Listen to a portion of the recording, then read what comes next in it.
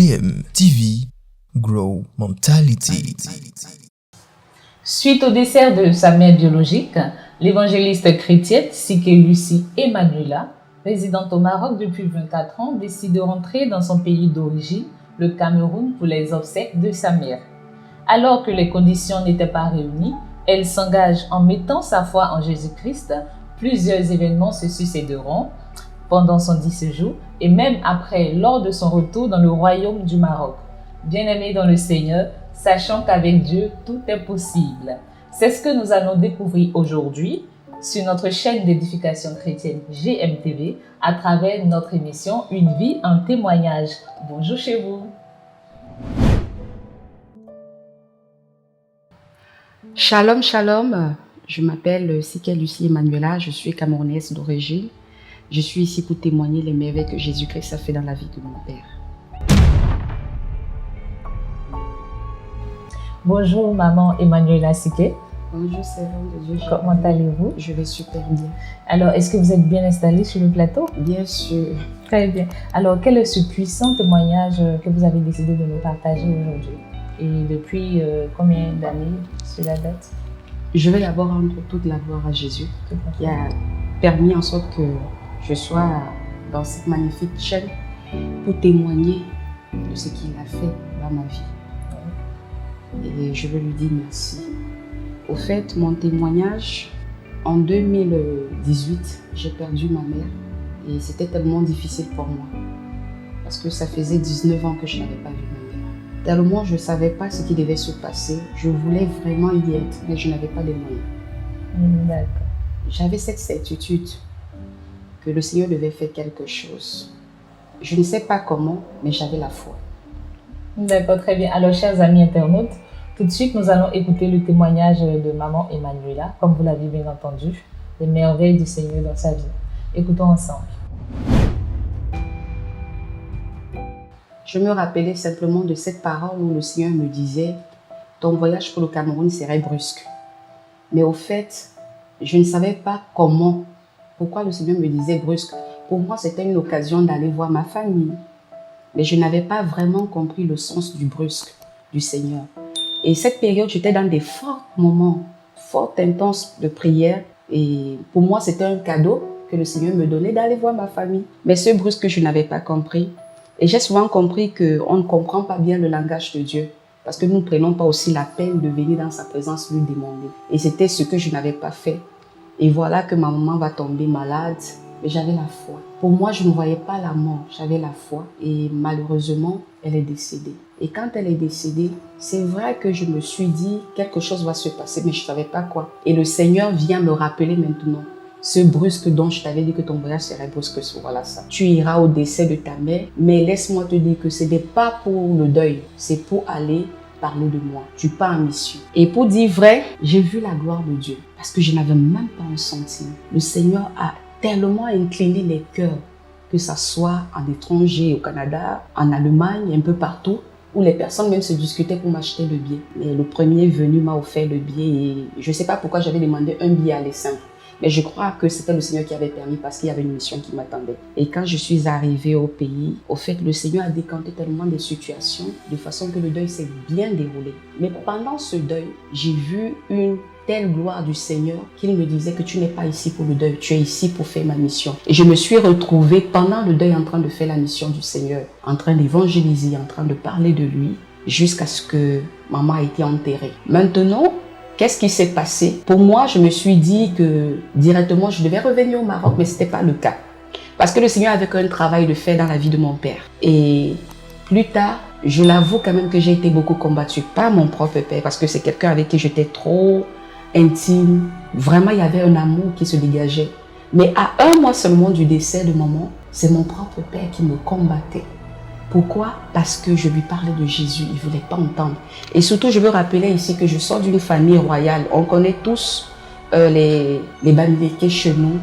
Beaucoup sortent aussi des familles de la chefferie, c'est la royauté. Et ça n'a pas été facile. Facile surtout pour quelqu'un comme mon père qui était un prince et qui était tellement attaché aux traditions. J'ai connu vraiment des persécutions pendant 7 mois. Ça a été difficile où papa m'insultait devant tout le monde.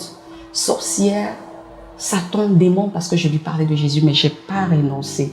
C'était difficile de voir celui avec qui on était tellement intime, proche, de se voir retourner la veste, et surtout que je venais de perdre une mère, et j'avais besoin de son amour, de sa présence, mais c'était le contraire. Et ça n'a pas été facile, mais j'ai continué. Et le 7e mois, papa va tomber malade, gravement malade, au point où même il va perdre la mémoire. C'était difficile de voir mon père dans cet état. Mais j'avais compris que le Seigneur voulait faire quelque chose. Ça a été difficile parce que voir mon père, pendant 7 ans de maladie, qui me rejetait même, alors que je faisais tout, je priais, je l'apportais à manger, mais il ne voulait pas me voir. Et imaginez d'abord 7 mois de combat et voir encore que même dans son état malade, qu'il me combattait.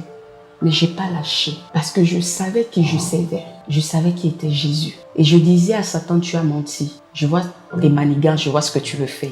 Et tu ne toucheras pas la vie de mon père. Et un jour, le Seigneur va me dire, mais je t'ai donné le don de guérison. Va exercer ça sur ton père. Après 3 mois, bien sûr, où vraiment papa pesait même 25 kilos. Et puis, je me suis dirigée directement, je suis venue vers mon père. J'ai dit, papa, donne-moi ta main. Et quand il m'a donné sa main, j'ai prié pour sa guérison. Et instantanément, le Seigneur a fait quelque chose de formidable. Parce que papa, avec l'infection pulmonaire, et ses poumons étaient touchés, pourris vraiment. Ça a été un miracle. Et quand le Seigneur l'a ramené à la vie, il a décidé de donner sa vie à Jésus. Et c'était formidable. C'était formidable. Après ça, le Seigneur va me dire, maintenant, tu as accompli ta mission. Il faut que tu retournes dans le Maroc. Et même quand il va me dire de retourner dans le Maroc, c'était pas facile parce que je n'avais pas assez de moyens pour le billet d'avion. J'étais là. Je compte toujours sur lui, bien sûr. Je ne désespère jamais parce que j'ai foi. La Bible dit que ceux qui connaîtront leur Dieu agiront avec fermeté. Et c'est cette parole qui me galvanise, qui me booste beaucoup. Et je m'attache. Et surtout quand tu connais ton Dieu, tu ne désespères pas. GM TV, Grow Mentality. Et le Seigneur a encore décanté une situation et j'ai eu le billet. Et quand je vais arriver au Maroc, bien sûr, et ils vont me bloquer parce que j'avais fait 1 année, 3 mois. Et entre-temps, derrière moi, le Maroc avait changé des lois. Tu ne pouvais plus, ceux qui étaient à l'extérieur, qui faisaient 6 mois, n'avaient plus droit au territoire. Mais je me souviens de ce jour. Le Seigneur, avant que je ne quitte le Maroc, quand je devais aller au décès, le Seigneur me disait, c'est un aller-retour. Et je me suis basée sur cette parole. J'ai dit, Seigneur, peu importe les lois qui vont être changées au Maroc, mais toi, tu m'as dit aller-retour et je vais retourner et je vais entrer. Et exactement quand je suis arrivée, ils m'ont bloqué, ils m'ont dit, écoute, vous avez dépassé le délai, vous ne pouvez plus entrer dans le territoire marocain. C'était difficile. C'était vraiment difficile. Ils m'ont combattu, ils ont essayé de me mettre dans l'avion vraiment de force. Mais je leur disais qu'au fait, quand vous avez changé vos lois, moi je n'étais pas là. Et quand vous changez aussi vos lois, envoyez-nous aussi des messages, nous qui sommes dans des pays étrangers, pour qu'on fasse vite pour revenir dans votre territoire. Ils me disaient, écoute madame, c'est les lois, tu n'as pas de choix, tu dois retourner, soit va chercher un visa et tu serais la bienvenue. Moi j'ai dit non, désolé monsieur, moi je vais entrer dans le territoire marocain. Et quand je suis restée, je me posais la question, mais Seigneur, c'est toi qui m'as dit, c'est un aller-retour, qu'est-ce qui se passe? Mais il y a un message que le Seigneur voulait me donner, parce que je n'avais pas compris les raisons pour lesquelles on me bloquait alors que Dieu m'avait libéré une parole. Et je me souviens une fois, parce que des frères un peu partout dans le monde étaient en train de prier, qui me soutenaient, qui m'appelaient, qui me disaient, Maman Emma, écoute, on te soutient en prière. Et je disais merci vraiment pour vos prières. Mais il y a une personne qui m'a appelée, une sœur formidable que j'aime beaucoup, que je salue même, elle s'appelle Chandra. Elle m'a dit une parole, elle m'a dit, Maman Emma, écoute, quand tu vas poser la question au Seigneur en lui demandant, Seigneur, pourquoi me retiens-tu dans cet aéroport? Et quand il te donnera la réponse, tu vas sortir. C'était comme un déclic. Et j'ai fermé les yeux, je me suis mise à prier. Quand j'ai posé la question, Seigneur, pourquoi me retiens-tu ici? Subitement, le Seigneur m'a montré quelque chose que je ne sais pas si je peux parler ça. Il m'a montré vraiment quelque chose que ça faisait tellement peur. Il m'a montré des enfants qui sont dans des orphelinats. Et puis il m'a dit, tu vois ces enfants-là sont tués par des francs-maçons et leur sang sont donnés à Satan. C'est cela qui pousse maintenant Satan à amener les hommes à voter des mauvaises lois. Et je me suis mise à pleurer. Parce que c'est vrai, je priais déjà pour des orphelins, mais je ne savais pas que c'était jusqu'à ce point. Et j'ai fait cette promesse au Seigneur en disant que Seigneur, je comprends maintenant, je crois que je vais porter ce fardeau. Et le même soir, Le même policier qui avait décidé de me rapatrier, dans la soirée vers 22 h, il est venu me chercher. Il me dit, madame, écoutez, on a reçu l'autorisation venant du ministère des Affaires étrangères marocain qu'on doit te libérer. Et c'est comme ça que je suis sortie de l'aéroport. Et quand je suis sortie, ça a continué, les merveilles. Et une fois, j'étais en train de prier. Même, je suis entrée dans le territoire marocain, c'est bien, la vie a continué avec le Seigneur, dans l'évangélisation et tout ce que le Seigneur pouvait faire. Un jour, j'étais en train de prier, le Seigneur me dit, écoute Emmanuel, ton fils m'appartient, mais il va me servir. Ton père m'appartient, mais je vais le récupérer. Et ta fille m'appartient, elle va me servir. C'était difficile d'entendre, surtout papa. Ton père m'appartient, mais je veux le récupérer. Waouh, c'était difficile pour moi. Mais Seigneur, à peine je viens de perdre une mère. C'est le seul qui me reste. Je peux pas. Après, il m'a posé une question. Ta volonté ou ma volonté? Je lui ai dit, Seigneur, c'est ta volonté. C'est celle-là qui est parfaite. Et j'accepte ta volonté. Il me dit, alors, je veux le récupérer. Quelques mois seulement, papa est tombé malade. Et quand il est tombé malade, j'avais compris que c'était le temps. Malgré ça, malgré que nous connaissons que c'est le Seigneur, il a déjà libéré une parole, j'ai continué à intercéder. J'ai dit, Seigneur, tu ne peux pas me faire ça. Tu peux encore changer d'avis. Seigneur, je l'aime. C'est le seul parent que j'ai pour le moment. Le Seigneur ne me répondait pas parce qu'il n'est pas dans les sentiments. Et voilà, voir de jour en jour que sa situation, sa santé se dégradait. C'était difficile. C'était vraiment difficile. Et puis voilà, le Seigneur vient encore, il me rappelle. Il me dit, Emmanuel, j'ai décidé, c'est ma parole, c'est ma volonté. Je préfère qu'il soit ici avec moi. J'ai dit, Seigneur, ok, je m'incline, j'accepte. J'accepte. Et c'est comme ça que plus tard, papa va décéder. C'est vrai, c'était dur. Je croyais même y aller à son décès. Mais le Seigneur n'a pas permis pour plusieurs raisons. Il m'a dit, pourquoi je n'ai pas permis que tu partes au deuil de ton père? Parce qu'au fait, au pays, tout était planifié pour t'atteindre. Les gens de la famille, les sorciers se sont arrangés pour t'atteindre. Ce n'est pas que je ne pouvais pas te garder, je ne pouvais pas te protéger, mais te connaissant, si je t'avais demandé de ne pas aller au village, tu serais allé. Et c'est là-bas qu'ils avaient déjà tout planifié pour t'atteindre. Voilà pourquoi je n'ai pas permis que tu ailles à son deuil. J'ai dit, ok Seigneur, tout ce que tu fais est parfait. Et je l'avoue que j'ai été au fait bénie par le Seigneur. Ces temps-ci, je parle même de ce mois-ci, où j'étais dans la présence du Seigneur. Et puis il me dit, tu sais Emmanuel, rejouis-toi parce que ton papa est avec moi. J'ai dit, waouh, Seigneur, il me dit, oui, tu vas le rejoindre. Il est avec moi. Il me dit aussi, ta mère est avec moi. Et je le dis pourquoi? Parce qu'en 2012, quand j'ai rencontré, au fait, j'ai commencé à vivre des moments magnifiques, intenses avec le Seigneur. Et j'ai posé la question au Seigneur, est-ce que tu vas sauver mes parents? Le Seigneur m'a rassuré que oui, je vais sauver tes parents. Et il l'a fait. Amen.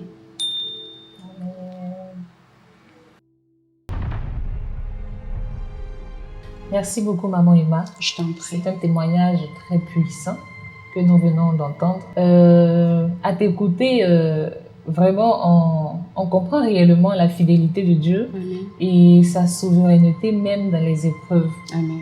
Donc, père de sa maman, et par la suite, le Seigneur te dit qu'il va récupérer papa. Et malgré ça, tu continues quand même de garder cette intimité, cette foi-là en le Seigneur. Ce n'est pas vraiment permis à tout le monde, c'est une grâce. Donc, au passage, nous, on te souhaite nos condoléances. Voilà, et tout merci. ça. Et je voudrais juste rebondir sur certains détails. Donc, maman Emma, tu disais comme ça tout à l'heure, lorsque le Seigneur t'a interpellé concernant ton départ pour le Cameroun, il t'a dit que ça serait brusque, sans toutefois te donner la raison. Oui.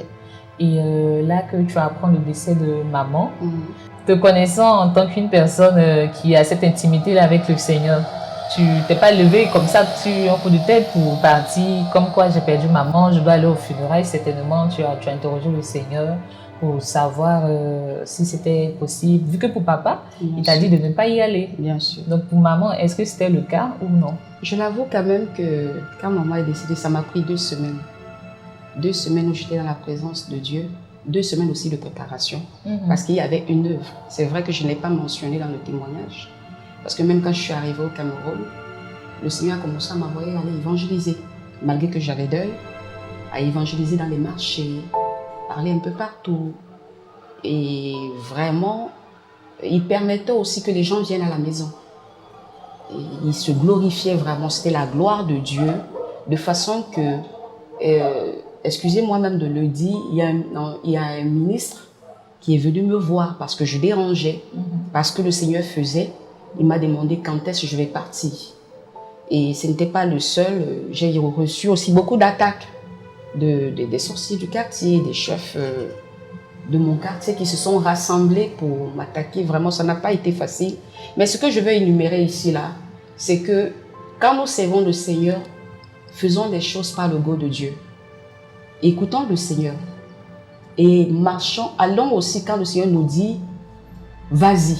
Parce que malgré que j'avais perdu maman, mais j'ai attendu. J'étais dans la présence du Seigneur, j'ai attendu parce qu'il me préparait. Et après, il m'a dit une parole, je t'ai précédé. Et quand il m'a dit je t'ai précédé, il m'a dit go. Et quand je suis allée, vraiment pour dire vrai, j'ai vu la puissance de Dieu se manifester comme du jamais même dans ma foi.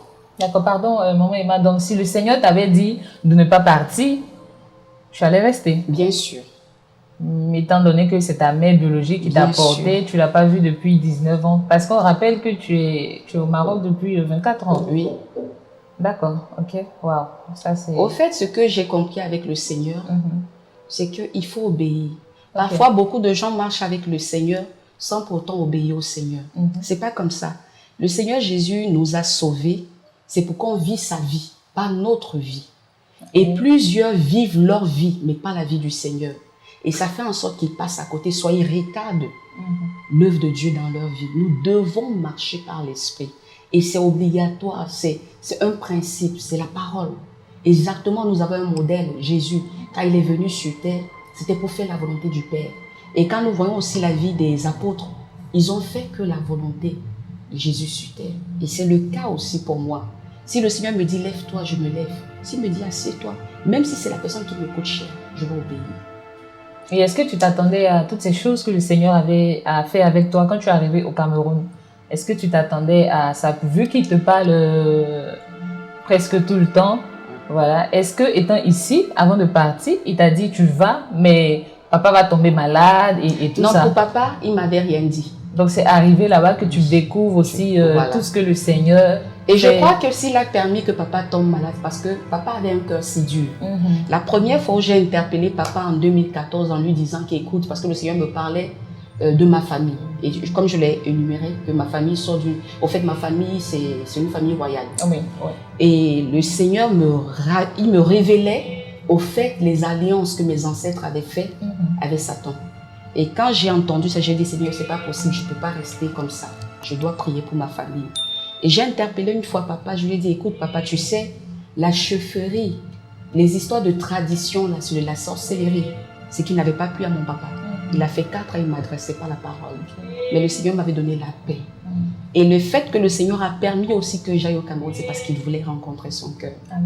Voilà. C'était pas aussi quelqu'un à convaincre si facilement parce qu'il était entré dans ces traditions. Et voilà pourquoi le Seigneur a permis qu'il tombe malade. Il était vraiment malade, au point il a perdu la raison, il a perdu le poids. C'était la seule manière où Dieu voulait le briser, pour qu'il voie la puissance de Dieu. Et voilà pourquoi quand le Seigneur a permis, il m'a dit va prier pour lui, parce qu'il ne croyait même pas en moi.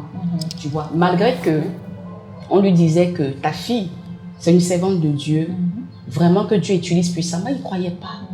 Et quand le Seigneur a permis, il me dit, va prier. Quand j'ai prié, il a vu la puissance de la résurrection agir en lui. Et voilà, quand papa est sorti de cette maladie, il a même changé mon nom. Il a commencé à m'appeler Jésus. Et moi, c'était le petit nom qu'il m'avait donné, qui me faisait beaucoup rire. Voilà quoi. Alors, tu as dit également, depuis le Cameroun, tu as eu l'information comme quoi les principes avaient changé pour entrer sur le territoire, ou c'est quand tu arrives que tu t'en rends compte. Mais malgré ça, tu as quand même pris le billet pour venir. Alors, et quand tu arrives à l'aéroport et qu'on te fait comprendre que madame, vous allez retourner, voici, c'est comme ceci, c'est comme cela. En ce moment précis, en tant qu'être humain, quel est ce sentiment-là qui t'a animé? Est-ce que tu as eu peur? Est-ce que tu as douté? Ou est-ce que... En fait, on veut savoir. C'est une très bonne question. Vous savez, c'est vrai que j'avais été informée. La personne qui m'avait informée m'a dit vraiment les lois ont changé, c'est très dur. Et vraiment, dépêche-toi de revenir. Moi, j'ai dit, écoute, peu importe le jour ou le mois ou l'année que je vais venir, je vais entrer dans le territoire. Parce que je sais qu'il m'a parlé. Et je vais prendre tout mon temps de faire sa mission ici au Cameroun. Et quand il me dira, lève-toi, je vais entrer dans ce territoire. Et je n'étais pas aussi trop étonnée quand je suis arrivée à l'aéroport parce que je savais ce qui m'attendait. D'accord. Et quand je suis arrivée, quand ils m'ont dit, madame, de côté, après, ils ont... Au fait, vous savez, les Marocains, parfois, quand c'est une année, ils ont leur manière, eux, de voir les dates. Oui. Pour lui, c'était comme si j'avais fait 2 ans. Alors que ça faisait juste 1 année, 3 mois. Et voilà qu'on m'a amené dans un bureau, on m'a dit, écoute, madame, vous ne pouvez plus entrer dans le territoire parce que les lois ont changé. Je lui ai dit, mais vous avez changé vos lois, je n'étais pas là. C'est pas ma faute, mais il ne voulait rien comprendre. Mais j'avais cette certitude et cette parole dont le Seigneur m'avait dit, go. Parce que le Seigneur aussi m'a dit au Cameroun, c'est le temps. Allez, lève-toi maintenant, tu dois retourner au Maroc. Alors cette parole, quand le Seigneur m'a dit, lève-toi, tu dois retourner au Maroc, je me suis attachée à cette parole. Amen. Je savais que peu importe ce qui va se passer, je vais entrer au Maroc. Amen. Et le Seigneur ne m'a pas menti. Amen. Alors également dans Ésaïe 41, verset 10, où le Seigneur nous dit, ne crains rien car je suis avec toi. Ne promène pas des regards inquiets car je suis ton Dieu. Je te fortifie, je viens à ton secours. Je te soutiens de ma droite triomphante.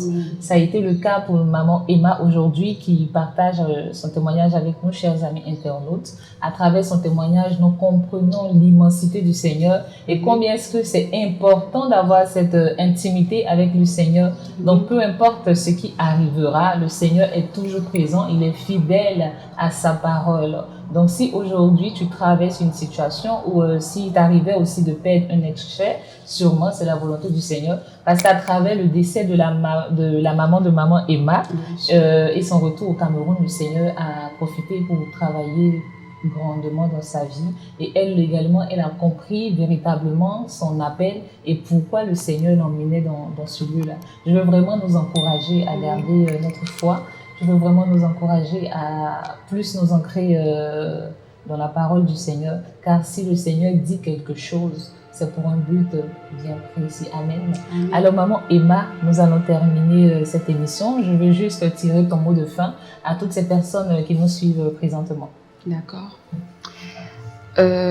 Shalom encore la famille. Je veux encourager nos frères et sœurs dans la foi que nous prions un Dieu fidèle. Il est fidèle. Quand il dit quelque chose, il le fait. Il dit qu'il n'est pas un homme pour mentir, ni le fils de l'homme pour se repentir. Ce qu'il m'a dit, il a fait et je l'ai vu. Ce n'est pas la seule chose qu'il m'a dit que j'ai vu la réalisation. Je veux t'encourager à garder la foi, peu importe les situations, peu importe les épreuves, peu importe ce que tu peux traverser. Mets ta confiance en Jésus. Jésus ne t'abandonnera pas. Oui, les hommes peuvent t'abandonner. Ta famille peut t'abandonner. Tes proches, tes amis, je ne sais pas. Mais Jésus, lui, il le fera jamais. Alors, prends courage, fortifie-toi et avance avec lui. Tourne tes regards vers le Seigneur. Fais-lui confiance. Laisse-le gérer ta vie. Je t'avoue, mon frère, ma soeur, que tu ne le regretteras jamais. Merci. Merci beaucoup, maman Emma, d'être passée sur ce plateau. Nous sommes bénis de ta voix et le Seigneur, par sa grâce, on espère, nous fera le plaisir encore de te recevoir sur le plateau. Je n'ai pas grand chose à ajouter parce que tout a été déjà dit. Voilà. Alors, je vais rappeler tout simplement les valeurs de notre chaîne qui est la promotion de l'évangile de Christ, la valorisation des talents et aussi l'éveil de conscience. À travers le témoignage de maman Emma qui vient éveiller notre conscience, qui vient faire la promotion de Jésus-Christ pour confirmer que le Dieu que nous servons, il est bel et bien vivant et fidèle à sa parole. Alors, si tu es jeune, enfant, vieillard, adulte, c'est le moment de prendre conscience de l'appel du Seigneur dans ta vie et d'utiliser également ces dons qu'il a mis en toi et d'être ce talent-là que le Seigneur désire. Amen. Amen. Donc, je vous donne rendez-vous très prochainement pour une autre émission. Une vie en témoignage. Que la gloire revienne au Seigneur. Pour ces personnes qui ne sont pas encore abonnées, je vous invite à vous abonner, à liker, à laisser un commentaire. Si également tu veux partager un témoignage comme maman Emma, vous avez le numéro qui s'affiche juste en bas. Vous avez qu'à nous contacter. Nous serons très heureux de vous recevoir sur ce plateau. Que Dieu vous bénisse et à très bientôt. Le shalom. À bientôt. Shalom, shalom.